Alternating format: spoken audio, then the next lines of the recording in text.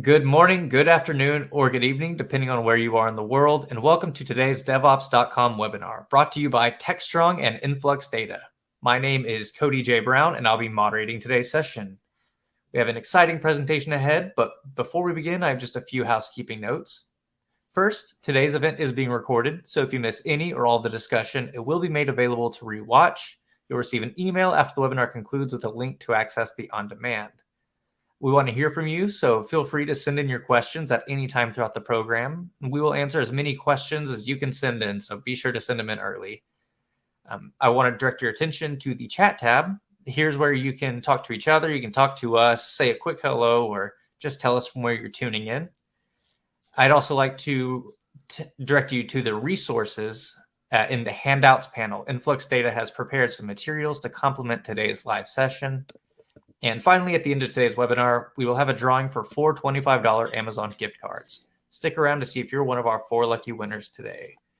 But on to today's topic, how to choose a time series database and get started fast. And I'm joined today by Jason Myers, a technical writer at Influx Data. At this point in time, it's my pleasure to turn the floor over to Jason to get us started. Thank you so much for being here with us today. Well, thank you, Cody. I appreciate that. And hopefully everybody can hear me here. Okay. And I just pressed something that I don't know what I pressed, and let me X out of that. Okay. So hopefully everybody can hear me. I am Jason Myers, and I'm going to talk to you today about time series data and databases and all that good stuff. So to get started, I'll just say from the get-go, if you do want to sign up for an Influx DB cloud account, you can certainly do that. Poke around in there. Don't be shy. There's it doesn't cost anything to at least try it out. So some of that may make sense. Some of the stuff may help just to have the hands-on component with this. So, but I've got some ground out to cover. So first of all, sort of the main things to cover that I would like to go through are the big question is why time series? Why bother with time series data for a whole range of use cases and topics? What is the point? Why should anyone care, right? Well, hopefully everyone cares, because this is a very rich area for development.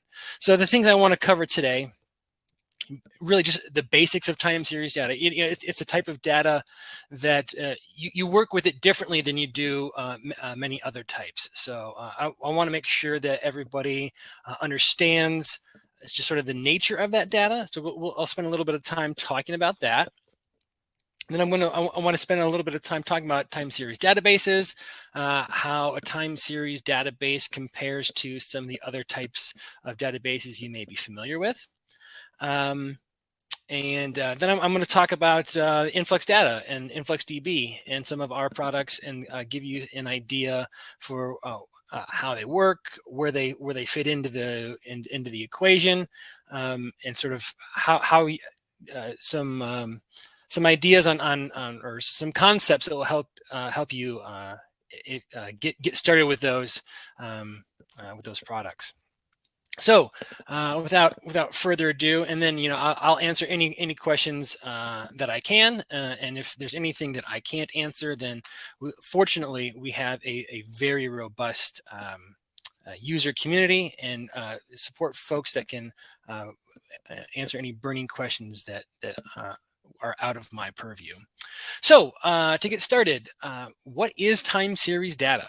Right, that's one of the big questions. So time series data is quite simply a sequence of data from the same source collected over a specific time interval, right? And so one of the characteristics that you'll notice about these is if you want to visualize this data, put it up on a graph, one of the axes is always going to be time. It must be time. And you might ask, well, so what? Why is that relevant? And it's because time shows change. It allows us to visualize change, to see how things progress, whether it's good or bad. And so that sequential aspect is really important to connote change.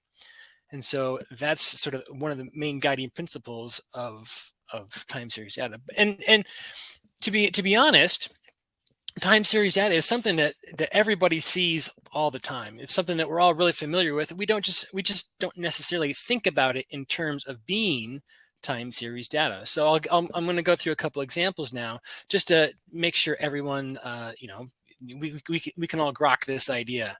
Like weather, for instance. Here's a simple little chart. If you looks like those are. I'm assuming those are in Fahrenheit, because if those are Celsius, it's probably going to be a really hot day. But temperature. I mean, you want to know whether you need to wear shorts or a parka during the day, right? And so you look at what the temperature is going to be in the morning. You look at what it's going to be in the midday and the afternoon, and you plan accordingly. And you'll notice here on this little image here that the x-axis, the horizontal axis, is time. And these intervals here are in hour, 1 hour increments. And we see the same thing with different intervals. So the Dow Jones Industrial Average, right? We can actually see, looking left to right, that things change. It's not a straight line, right? And this is a 1 year interval. And as we go from left to right, we can see that there is a steady uptick. And then on the right, we see there's looks like there's some issues there, but things seem to recover all right. And again, so it's that horizontal axis is time. Now, this is an example that some of you will probably be much more familiar with: cluster monitoring. You probably don't need me to tell you that a lot of times first of all, this is time series data. And that as DevOps, you want to understand how the things that you're building and the things that you're using are performing, and how they're performing over time. Things like disk writes, disk usage, memory, all the sorts of things that you'd be familiar with if you're working in a NOC, for example, right? And so these are the types of, this is the type of information that helps you determine what you need to do to keep your system healthy, to make sure that it is healthy, to diagnose any issues, and to make sure you keep it healthy. And to take that even a step further, if you can use time series data to actually predict what's going to predict what's going to happen, to power forecasting and prediction. I'll get into that in a little bit, not too deeply, but it's there. And these are all change over time. Obviously, they each of these different things function differently, but we're using time series data to measure all these different things at the same time. And healthcare. This is an example. Simple. This is a heart monitor. You would certainly you certainly want these ones to keep moving up and down. If it goes into a straight line, we know that there's certainly a problem. But again, we these things move from right to left, and we see the change over time. So those are all things, hopefully that hopefully at least one of those you've one or two you've say, oh yeah, that makes sense. Now for something a little bit different, logs. You may not think of logs as time series data, but sure enough, there's a timestamp on there. And so the thing that you can do with with logs is because these provide a way to track events and like a high level overview of what's going on within an application, right? And so what a log does is it captures something, an event when it happens. And so instead of and you can use this time series, you can use this type of time series data to sort of filter out. So you can find, filter by the time or filter by the error or whatever, however it is you want to parse it. But you find the error, look at the timestamp, and then you can jump to the log area in the log and see what's going on and help to diagnose that a lot faster, right? But the central tenet there is that timestamp is sort of the crucial part, because you find the error, look at the timestamp, and then you go directly to that point in the logs, and you've now used time series data for effective purpose. Traces, similar thing, right? You may not think of it as a time series data, but each little event or each little process within an application stack, it has a runtime. If something hangs, you want to know if it's hanging, and B, how long it's been hanging, and you want to be able to look to see if how that affects things downstream. So again, this is time series. This is a form of time series data, and in this instance, it helps you understand that flow of a program and how things are functioning. So we've got this dichotomy established here. What's different about these two or these groups here, right? Both can tell us if something changes, but how they do that differs, and that's a really key aspect of time series data. So on the left we have regular time intervals, and on the right we have irregular time intervals. Okay, so what do we mean by that? So metrics, or regular time intervals, and the InfluxDB world, we call these metrics. These are measurements gathered at a regular time interval, right? So that's if you're looking at how something's performing every second, every minute, every 10 minutes, every hour, that sort of thing, right? On a regular interval, that is a metric. And events are things that you don't know when they're going to happen. They're just things that happen, and when they do happen, it is marked down, and okay, that is an event. Okay, well, we've got that. At 2:59, I finally got my presentation uploaded, and we could timestamp that as an event, as well as the 3 or 4 previous attempts I had before getting up and running today, right? So and we can also turn those into a metric. I'll get that in just a second. So just to review, right? So we've got metrics, which are regular time series events measured at regular intervals. These are things like the weather, healthcare data, cluster monitoring, like I've already mentioned. It can be used for forecasting because they show predictable behavior, right? Because these intervals are predictable. And then on the other hand, we have events. And these are irregular, so sort of like engagements on a website. You don't know when someone's going to come to your website. You just want to know when they're there and what they're doing when they get there. And these can't be predicted, but they're highlighting anomalous activity, such as a crash or a usage spike, something like that.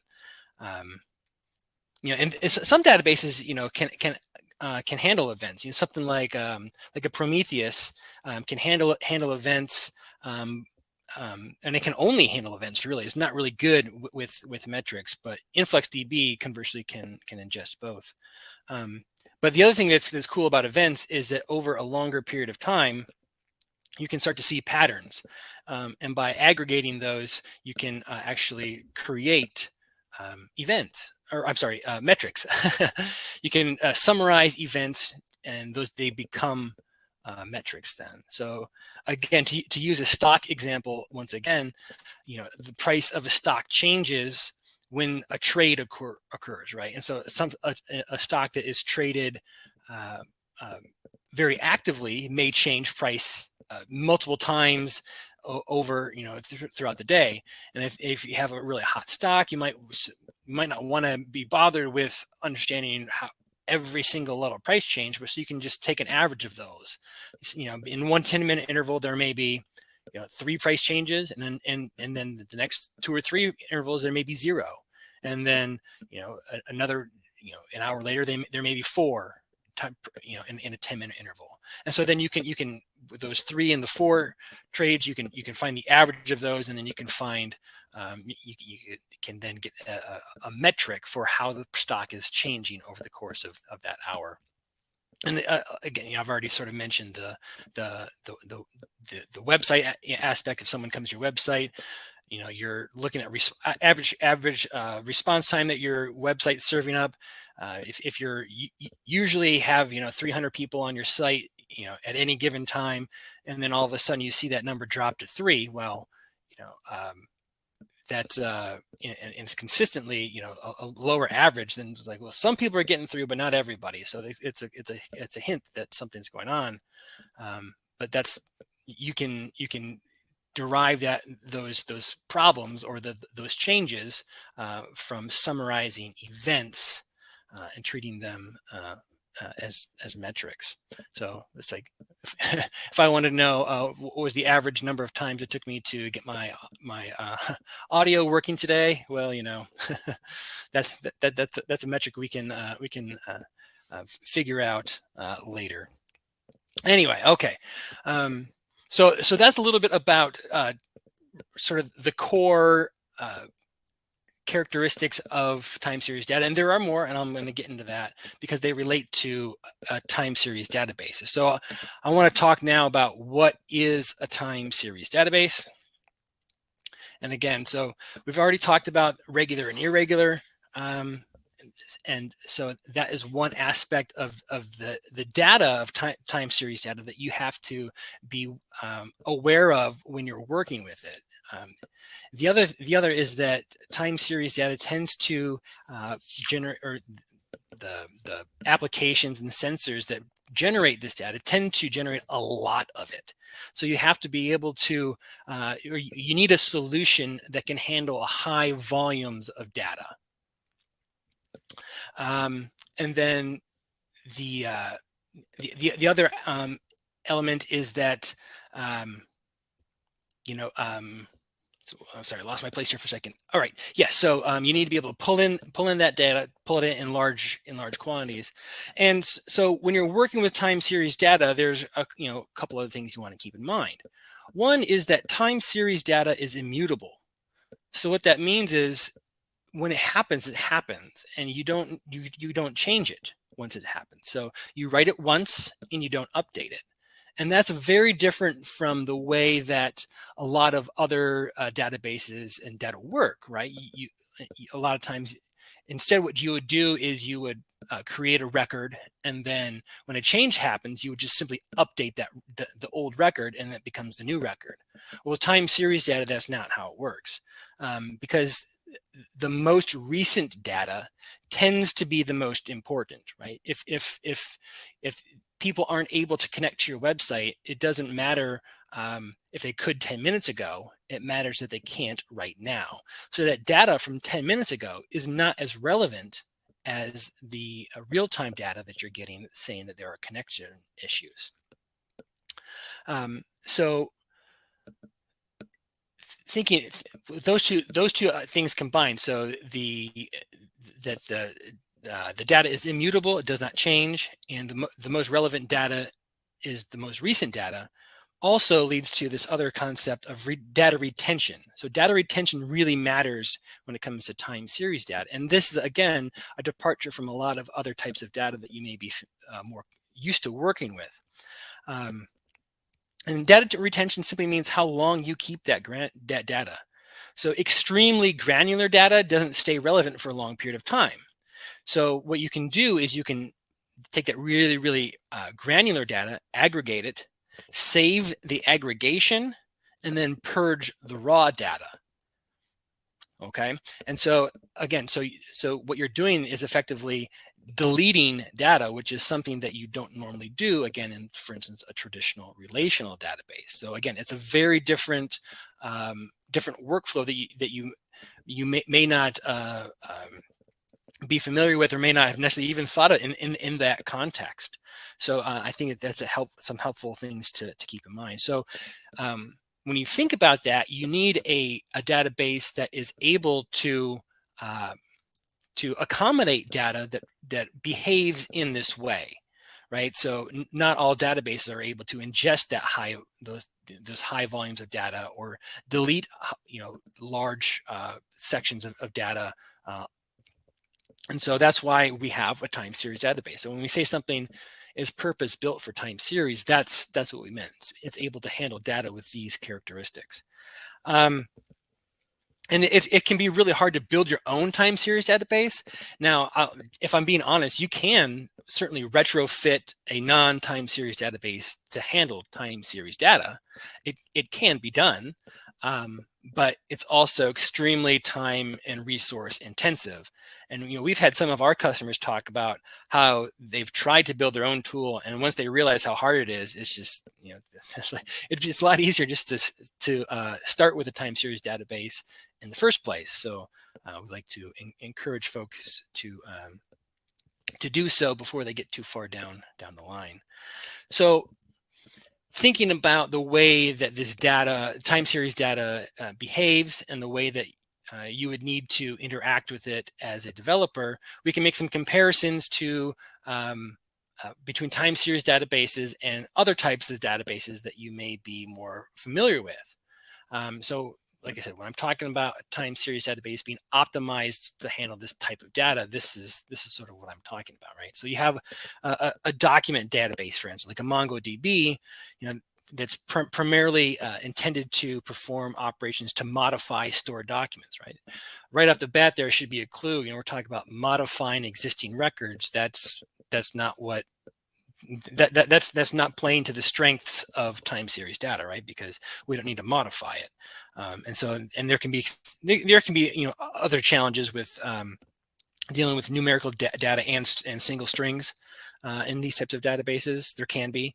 So again, these are just types of precautions you should be aware of if you're considering or if you're using one of these solutions and it's not quite meeting your needs. A search database is another, like Elasticsearch is another option, and you can certainly put metrics in there, or you can pull your data in there. You can put huge volumes of data in there that you can then search. But you put your raw data in there, and if you want to really get the metrics out, right, be able to really analyze that data, you have to do, again, a lot of customization. And you can really do individual data metrics, but it's these types of databases really aren't built for it, and so again, it becomes a very costly and very timely endeavor to get it to work. And the one that people are probably most likely to start with is a relational database, like a Postgres or a MySQL. And these are really easy to get started with. You think you just have a column for time and just dump it in there, and you certainly can do that, and people do. But as your volumes grow and as your operations scale, you'll notice that these types of databases really have trouble keeping up. And part of the reason is that in time series data, the data shapes are always changing. And in a relational database, as many of you probably already know, is that they're schema based. And if you've ever worked in a large enterprise where you have to add a column to the schema, it can take a while, weeks, months, sometimes, and depending on the environment you're working in, to just add a single column. And time series data, it's generated at such large volumes from so many disparate sources that the shape of it can change very, very quickly. And you can start to see why some of these traditional relational databases they just don't play well together. Just a couple more really quick. I'll hit on these ones real quick that you may have be familiar with or have thought about. Cassandra, again, this is a column distributed database. Requires a lot of customization to get the standards found in a time series database. Again, it can be done, but the overhead and extra work are just almost prohibitive in that regard. Mongo and Elastic I've already sort of mentioned. Redis, stores everything in memory, and so again, this comes down to the data volume thing. If you're pulling in all these millions of data points per minute, storing all that in memory in a Redis database is going to get expensive pretty quickly. So you might want something a little more cost effective. Now on the time series database side, there are certainly other options as well. There's like a KX, for example, is a popular option in the financial service industry. But again, this is a well, not necessarily again, I haven't really made the point yet. But regardless, KX is a very specific and very niche time series database, and it tends to be pretty expensive. So if you're working outside of the financial services industry, you probably wouldn't use a KX database for your general your web app type of thing, right? Graphite is a sort of one of the more legacy time series databases. It used to be really popular, but it just hasn't really necessarily aged that well. It's single threaded and has just older architecture, so it's a lot to maintain. Open time series database, again, it's built on top of HBase, and so it's not like a true time series database, and so you're gonna end up having to manage HBase as well as the Open TSDB aspect of it as well, and it's just, again, it's a lot more to manage than you might otherwise want to do. Our RD tool is primarily used for logging, and again, it's just a much older option that doesn't necessarily play well with modern architecture and the demands of some of the use cases I'm going to touch on in here in just a minute. And the one that a lot of people in the DevOps world may be familiar with is Prometheus. I know Kubernetes users really like it, but Prometheus does have some challenges with scaling. So if you're working in an enterprise level shop, you may run into some issues in that regard. But overall, time series databases as a database category is the fastest growing category of database in the world right now. And you can go on DB engines and check that out for yourself, even if you want a more this is from a little bit older, a couple months ago, but everything's still trending in the same direction. The point still stands. And if you look down, dive down into the time series database category and look at the players in there, you'll see that InfluxDB is far and away the leader in the time series database category. It's the most popular. Okay, so talk a little bit about what time series data is, metrics and events. Talk about some of the characteristics with the volume and data retention, the immutability. Talk a little bit about the different databases, database type, what is a time series database, and what does it need to be able to handle, and how it sort of compares with other solutions you may be familiar with already. So hopefully that has been somewhat helpful in laying the framework. So I want to go a little bit further now and think about how people, companies, applications, developers, the whole nine yards, how we use time series database or in time series data. And we have three primary use cases here, and these are what we see at Influx Data, right? So I don't want you to think that these are comprehensive or exhaustive, but they generally reflect what we see from our customers. I talk a lot about the IoT simply because there's really a lot to talk about there, but that does not at all take away from the other use cases. But I'll start with IoT because this is a really interesting one, because sort of the nature and the shape of the data really affects the different settings in unique ways. So you see on the slide here, I've got it broken down into an industrial setting and a consumer setting. So we have the IoT, the industrial IoT area, and the consumer IoT. And the industrial IoT, if you're not familiar, this is an area where it's like manufacturing, and you have processes or recipes that need to be followed, and they need to be followed in very exact, precise ways. And you have all these sensors on these machines, and these sensors are trying to determine if the process itself or the output of the process meets expectations, right? Because in industry, the whole idea is to have an efficient and consistent, output, right? And so they want to make sure that everything is consistent and efficient. And so having all these sensors, keeping track of all these different things can help organizations optimize their recipes, optimize their processes, and just make them more efficient and improve the bottom line.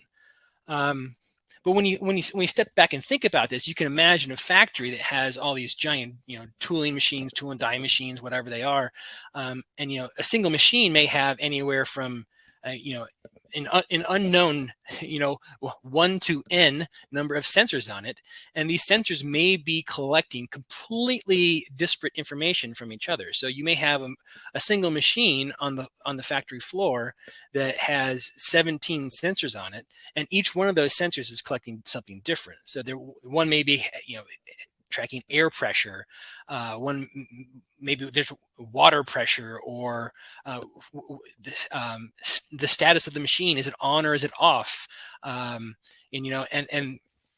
they also have can have different time intervals for each of these as well. Maybe you need to know the water pressure every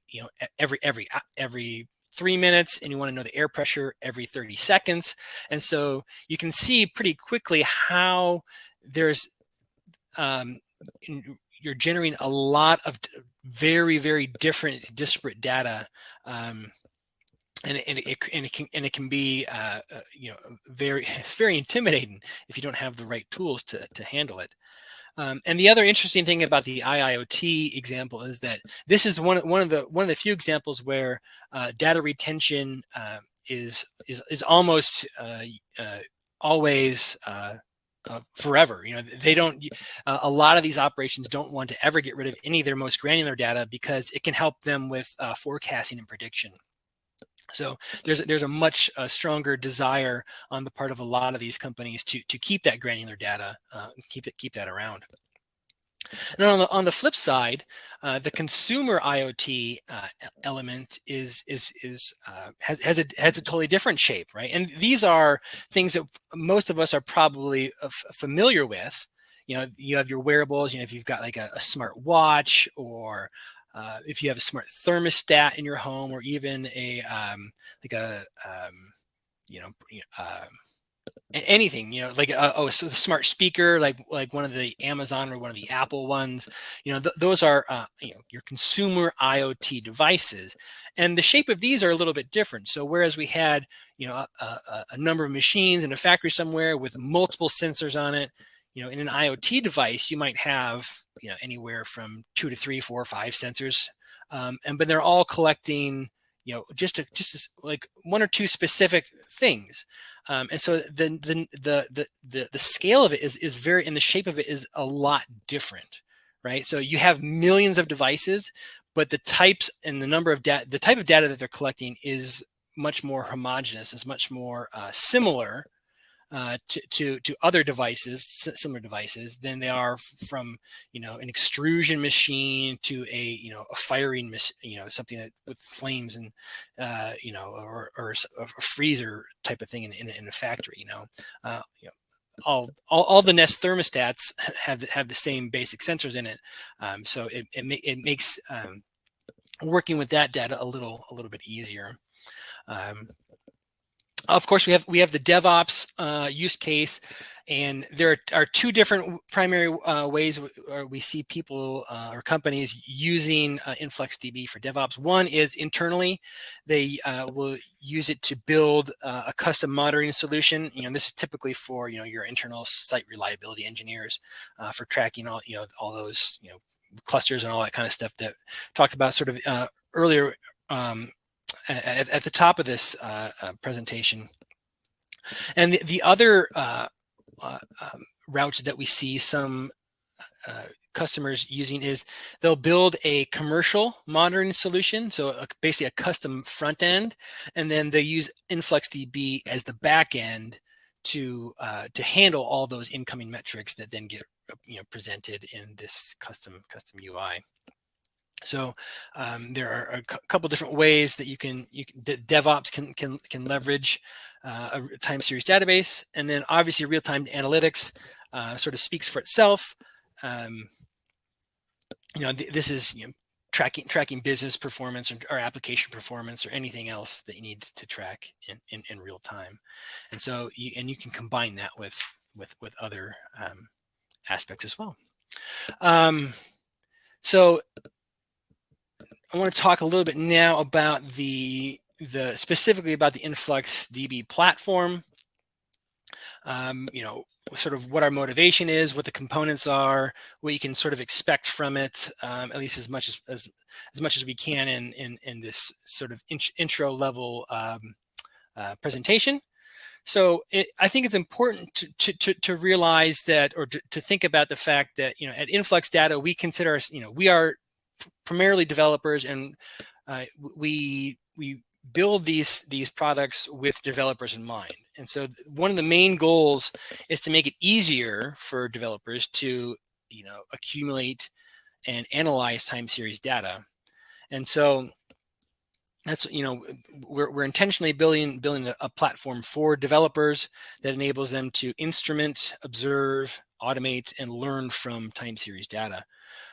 So some of the features that we can offer in our platform is just simply the fact that we've designed it to make data ingestion very easy, and also sort of the part B of that that goes hand in hand with that is that you can quickly bring in data from anywhere. So this idea, this multi-data source, right? So again, I'm going to turn back to the industrial IoT example, but I'm sure you can think about the same scenario in a number of other industries or areas. If you've got factories in Detroit and Austin, Texas, and Spokane, Washington, you can pump all this data from all the machines and all those factories into one place. And so, again, multi-data source, but it's still really easy to then, analyze that data on a per location basis, as well as create these aggregations.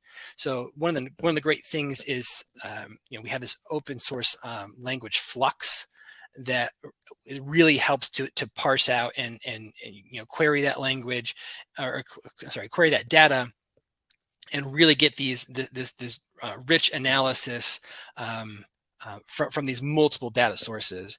And that also makes it a lot easier to extend and to other systems.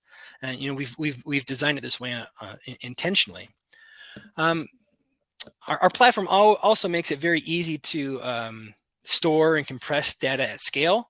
That's what it's sort of designed to do. And it's stored in a way that makes sense for time series data, and also allows you to query that data in real time as it's coming in.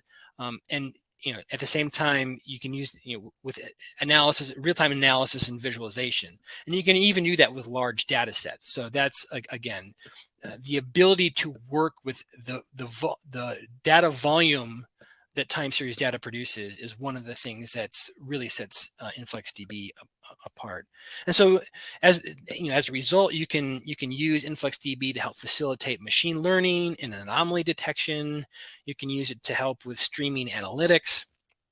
And I've already mentioned the data retention aspect of time series database, and with InfluxDB, that's automatic. It's just a setting that you make to either evict data, so erase stuff you don't need, or you can create tasks that will automatically downsample the data. So you can have bring all your raw data in, put it in one bucket, and then you aggregate that, and you put the aggregation in another bucket, and then you just delete the data.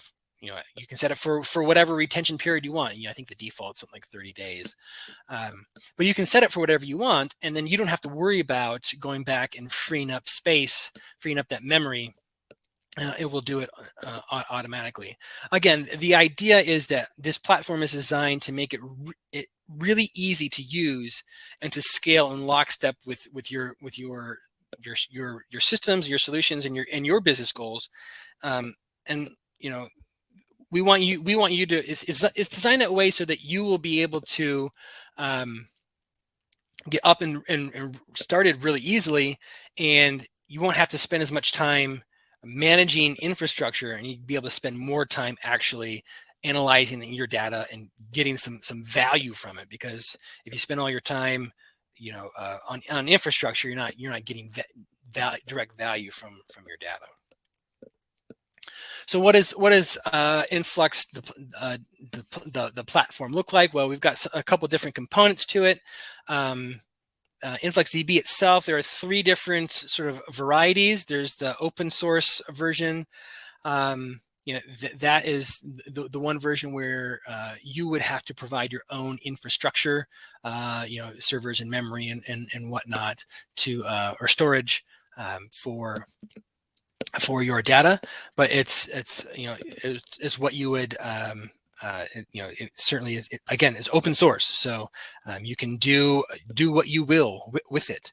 We also offer an enterprise solution, which tends to be on premises, and we have our cloud, which is probably our certainly the most easy to access one. It's a software as a service, and both the enterprise and the cloud offer really high availability, clustering, and good security measures for all your data. And so that's the Influx, the actual database part. And we also have additional tools and products that help with getting data in and getting data out and visualizing data. So we have Telegraph. You see here on the left.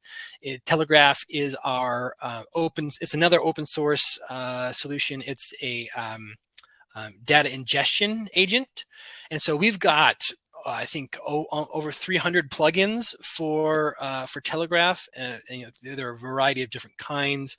There's input, there's processing, input plugins, processing plugins, I think summarization plugins, I think that's the other one, and then output plugins. So, but basically, if you've got a system or a sensor that's spitting out time series data, we probably have a plugin that can pull that data into InfluxDB. And Telegraph also can output data as well. So you pull it into Influx, and then you can take it, use Telegraph again to then push that data back out into anywhere else you need it to go.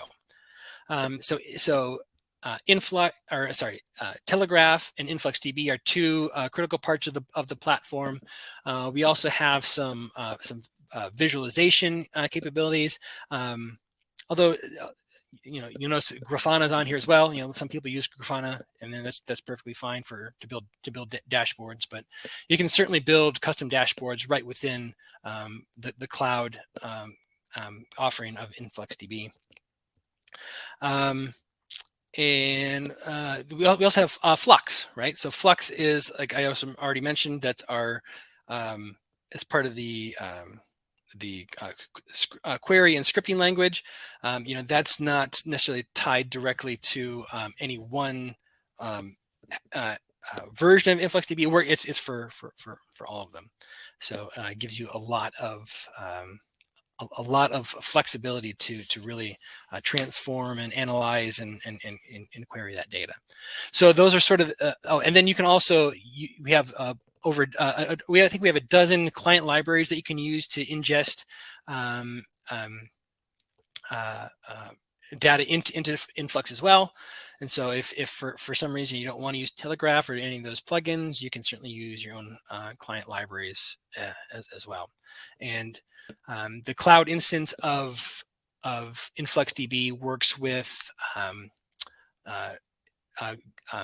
Amazon Web Services, Microsoft Azure, and Google Cloud. So the three big cloud providers, we have sort of native instances of InfluxDB to work with all those. And there are multiple.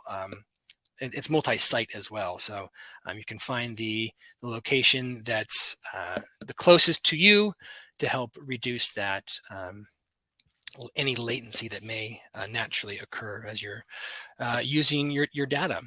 So all that said, why choose InfluxDB? Well, hopefully I've been able to make a case for it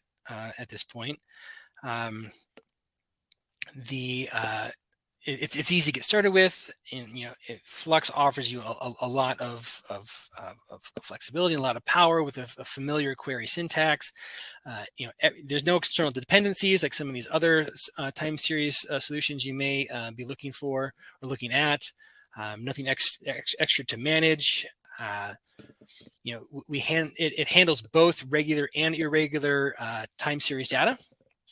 And it scales horizontally, so it's able to stretch across your entire operation. You can use one solution for all of that. And another thing that I touched on briefly, but I'll reiterate now, is that we have a very active developer community. And so I showed you earlier that we're sort of the leader in the time series category. And one of the benefits of that is that we have this developer community. And so if you have questions or problems, we have a community Slack channel. We have support forums. We have ways for you, the developer, to interact with our people and our other people, external, people who are using that aren't Influx data employees, but are all-star users of InfluxDB. That are a lot of these people are just very open and ready and willing to help you with your issues. And so that is a lot of our Telegraph plugins come from community members.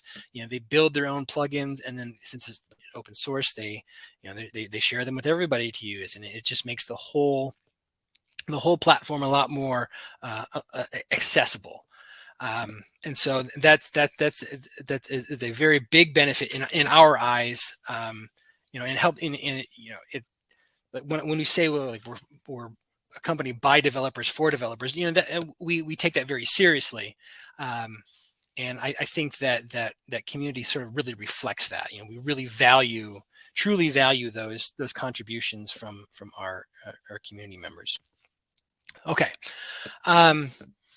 So I want to talk really quickly about, if you do want to use InfluxDB, to give you an idea, so you're not walking in blind, about what the data model is, so you sort of have an expectation for what the different pieces are, sort of how they fit together, what InfluxDB is sort of expecting from you as the entity that's putting data in there. So here we have a graph with 3 time series on it. So each colored line is a different is an individual series. Okay, and for this example, we're assuming that these are stocks, and each individual point is the changing in price, right? And so the first component we need of the data model is to know what it is we're measuring, what it is we're trying to find out. And what we're trying to find out is the measurement, and that's the stock price. So stock price is our measurement. The first component there. Okay. Now next, we need to think about the stock price of what? Of a specific stock, right? And so we have 3 different ticker symbols here, and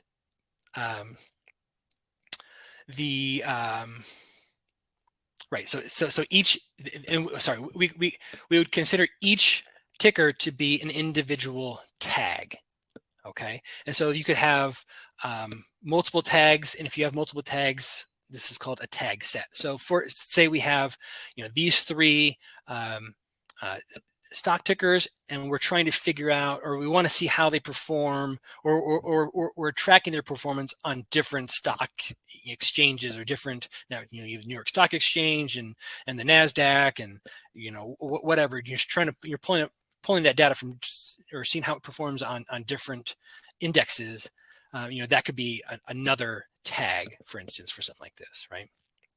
So it's just, and tags, InfluxDB indexes tags, and so makes it faster to get your to filter these series.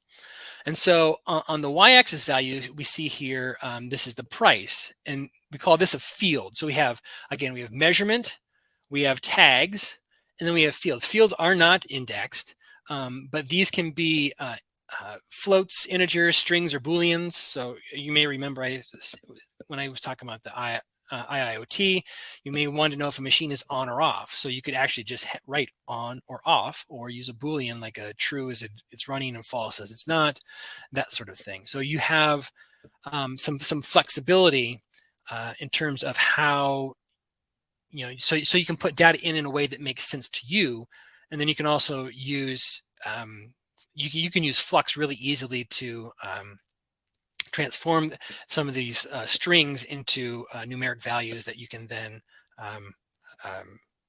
perform different operations and analysis on. It's actually pretty interesting. So if you have more than one field, that would be considered a field set. In this case, we only have the one field of price, but you can have more than one. You'll see a couple of examples here in just a minute. And so of course, so we have again measurement, the tag. Now we have the field. So that's our third component, and our fourth component is a timestamp. Okay, so that's everything that we need to get data into InfluxDB. And so the big question now is, we know what those are. How do we represent these points textually so that InfluxDB can really handle them? And it looks like this. And so we have the highlighted points here. You can see the corresponding data model entry below. So for the blue dot at the top, you have stock price. That we have the ticker and the market. And again, those are tags. Let's see the price, which is the field, and then a timestamp. And so these are three different series, and 1 point on each series.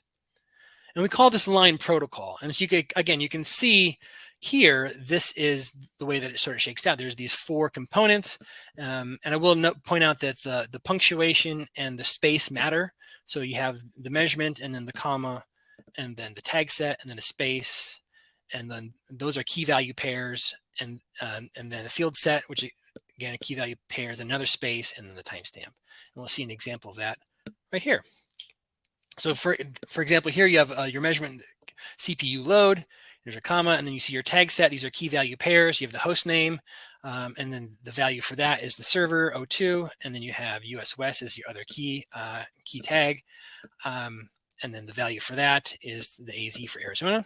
And you can see here again, this is a good example of a field set, right? So we have two measurements for this particular server in Arizona. One is for temperature, and one is for voltage, and then we have the timestamp. And if I'm going too fast through some of this, you can always go to docs.influxdata.com, search for line protocol, and we'll have a lot more information for you there. So a series in InfluxDB is a unique a combination of a measurement and a unique tag set. That's a whole series. And so then a measurement, a unique tag set, and a timestamp is a single point on that series. So hopefully that's helpful. Again, another couple of quick examples. One is just some sort of computer value that you're getting. Another is a temperature. It gives you a couple tags there of a zip code in a country, and a value of which I would assume would be heat, and then humidity as well. And then the last one would be an example of some sort of you might get from an API call, for example, if you're measuring server response or something along those lines. All right, I've got just a few minutes left, and so let's see. I'll go through one of these use cases I have, so you can just see how InfluxDB is used in the wild, and then I'll try to answer a couple questions. See what we can do with that. So really quickly, again, you can go visit our customer page and see a whole bunch of examples and get much more in-depth information about BeBox, but I'll just talk really quick, highlight the value of time series data for them. So BeBox is a company, and they're focused on providing energy in rural areas. They do a lot of work in Africa for people who are not near a power grid, and I think they provide clean energy to something like 2 million people these days. But they provide every customer with a battery and a solar panel. And they made a certain number of assumptions when they designed these systems in terms of capacity for the batteries, and they before too long they were seeing that the batteries were dying much faster than they anticipated, and some of the customers were complaining. And so because they were using InfluxDB, they were able to dig into the data itself, and what they found out was, again, remember, because this is timestamp data, is that they could see that customers were using using energy all night long, and it turns out that they were leaving their lights on all night. And if they're living in rural areas, this makes sense because it's a security type of issue. And so you have and they simply hadn't anticipated that would be the case. They assumed that everybody would just shut everything down at the end of the night, and the battery would be able to recharge, and overnight it would be it'd be good to go in the morning. But they were able to use the time series data to dig in and see what the problem was, and then to address it. And they were able to iterate their products and offer larger batteries to address their customer needs. They can also see things like usage spikes and anticipate those. Like if there's a big football game on or something, and they want to make sure that they expect more usage while during the game, they can take steps to mitigate any performance hiccups. And you can see here real quick, just their data pipeline. They use GSM to send their telemetry information to Amazon Web Services. Again, because InfluxDB can live on Amazon, it goes right in there. And then they process some of that data with a Python script, and it kicks out alerts to the folks at BeBox, and then the process data actually gets pushed back into InfluxDB for storage. And you can also see here, to get back to the line protocol thing, sort of how something like this would shake out, right? You can see how this would map onto that the line protocol we saw earlier just a minute ago. All you need to do for sort of each line in this table would be to add a timestamp. But you have the measurement. You can see that the tags and the tag set and the tags, the field set and the individual fields, and their values. So you get a good idea for where those are. So, went too far. So, like I said, I want to wrap up just real quickly. And I'll answer a couple of these questions. Reiterate. Please, you can join us on our Slack community. If you have questions, I realize I covered a lot of ground here and it was going pretty fast. So I apologize for that. But if you have questions, check out our Slack community. There's a great place to get feedback and assistance. Community forum as well. So connect with us there. So thank you. Sign up for InfluxDB, and let me look at some of these questions right now. So there's a few here. So one is, why not just use a relational database? I think the answer to that is, I covered that because InfluxDB is a schemaless, and it's more a relational database. Doesn't do well with the shifting shape of time series data. How much does InfluxDB scale? How much do you need it to? I don't know what the limit on that is. As far as I know, it scales. We do. So we have some customers I think are using have millions of different series, and we have people that ingesting millions of metrics per minute. So it can handle quite a lot. Can Telegraph handle data from thousands of network devices? Yes, it can, and it can handle data from thousands of network devices all at once. And so whatever you can throw at it, it can pretty much handle. Let's see, what cloud providers do you run on? As I mentioned, if you're on AWS, we're up there. If you're on Azure, we're there as well. And if you're on Google, we're there as well. Basically whatever you may need from that infrastructure point of view, it seems that we have it. Now it looks like I'm pretty much at the top of the hour now, so I didn't see any additional questions in here in this interface. So I'm going to pass it back over to Cody and say thank you, everybody, again for your time and attention today. Well, thank you so much, Jason, for taking the time to be with us and for putting together this awesome presentation. So you're right. We did exhaust all of our questions today. I'd like to remind our audience that today's session was recorded. Following the webinar, you'll receive an email with a link to access the on-demand. You can also find the on-demand living on the DevOps website. You can visit devops.com/webinars and look in the on-demand section. Now to announce the 4 winners of our $25 Amazon gift card drawing. Our first winner is Garrett G. Our second winner is Ed R. Our third winner is Valter P. And our fourth winner is Maseo G. So congratulations to the 4 of you. Please keep an eye on your inbox to claim your gift card. If you don't get an email, check your spam folder. Again, Jason, thank you so much for being here with us today. And I'd also like to thank our audience for being with us for the entirety of today's presentation. This is Cody J. Brown signing off. Have a great day, everyone.